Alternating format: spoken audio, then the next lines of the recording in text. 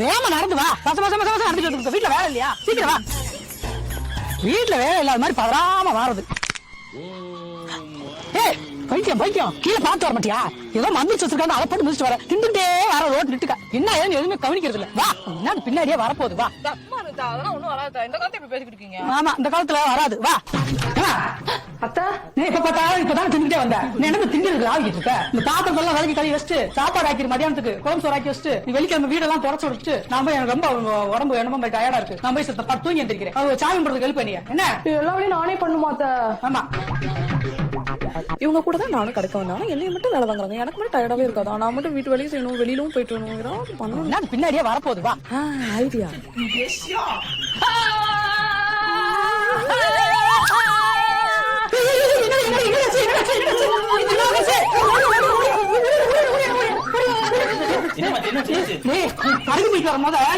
மந்திரிச்சு போட்டு நிறுத்திடுச்சுடா. அதனால இப்படி ஆகிட்டு இருக்கு. இதுக்கு என்ன பண்றதுன்னா நல்லா கம்பிக்கு வரு அதை பழுக்க காய வச்சு வெண்டைக்கால இழுத்துடணும். அப்புறம் இந்த விளக்க மாத்தால 4 அடி அடிச்ச மாசம் தன்னால அது பறிச்சுட்டு ஓடிடும். பண்ணியா?